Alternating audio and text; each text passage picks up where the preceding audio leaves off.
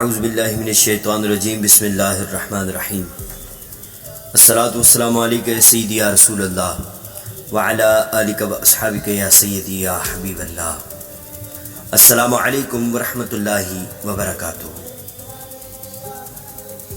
30 اکتوبر 1929 یہ میاں والی جیل کی کال کوٹری ہے، لیکن آج بقائے نور بنی ہوئی ہے۔ ملاقاتیں ہو رہی ہیں، وعدے یاد دلائے جا رہے ہیں۔ عاشق کی بارات کے روانہ ہونے کا وقت قریب آ گیا ہے۔ جیل کے دروازے پر ڈھول بجنے شروع ہو چکے ہیں۔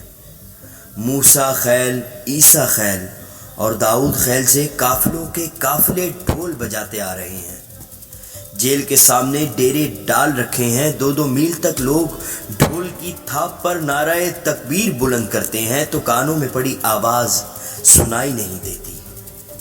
یہ غازی علم الدین رحمۃ اللہ تعالی علیہ کی بارات ہے، جس میں شرکت کے لیے نہ جانے کہاں کہاں سے لوگ آئے ہیں۔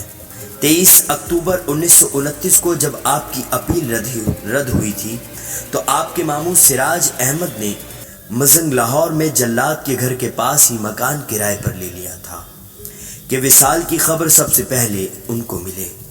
30 اکتوبر 1929 کو اطلاع دی گئی کہ پھانسی کا وقت 31 اکتوبر 1929 صبح 6 بجے کا رکھا گیا ہے، لیکن پھانسی صبح 7 بجے دی گئی تھی۔ غازی علم الدین سے ملنے کے لیے لوگ چل پڑے تھے۔ 5 دستوں میں 14 افراد کو ملنے کی اجازت ملی۔ پہلے دستے میں والد صاحب اور آپ کے دوست احباب شامل تھے۔ دوسرے دستے میں والدہ صاحبہ کے ساتھ عورتوں کو اجازت ملی۔ تیسرے دستے میں بڑے بھائی محمد میاں شامل تھے اور بھائی کی اہلیہ بھی ساتھ تھیں۔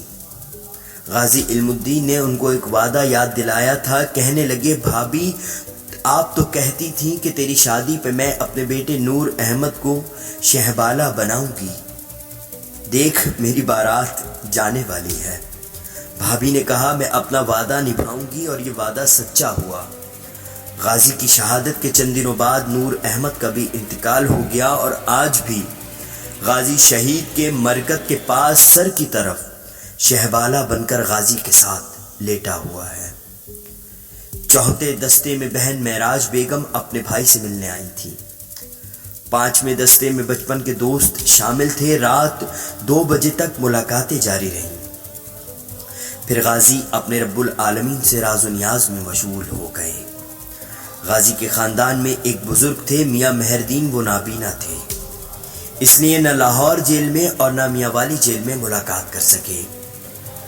غازی صاحب نے وصیت کی، جو خاندان میں سب سے پہلے فوت ہو اسے میرے پاس دفن کیا جائے۔ آج میاں مہردین کی قبر غازی صاحب کی قبر کے ساتھ ہی ہے۔ جو دنیا میں نہ مل سکے وہ تا قیامت ساتھ آرام کر رہے ہیں۔ اللہ ہم سب کو غازی علم الدین شہید رحمۃ اللہ تعالی علیہ سے حوض کوثر پر ملاقات نصیب فرمائے۔ آمین ثم آمین۔ اللہ رب العزت کی بارگاہ میں دعا ہے کہ خالق کائنات اپنے پیارے رسول صلی اللہ تعالی علیہ وسلم کے صدقے غازی علم الدین شہید رحمۃ اللہ تعالی علیہ کے مزار پر انوار پر کروڑ ہاں رحمتوں اور برکتوں کا نزول فرمائے۔ آمین ثم آمین۔ اور مالک کائنات غازی علم الدین شہید رحمۃ اللہ تعالی علیہ کے درجات کو بلندی عطا فرمائے۔ آمین ثم آمین۔ آپ تمام ناظرین کرام کو بنڈلز آف نالج کی پوری ٹیم کی جانب سے ماہ ربیع النور کی خوشیاں بہت بہت مبارک ہوں۔ زمیں میلی نہیں ہوتی، زمن میلا نہیں ہوتا،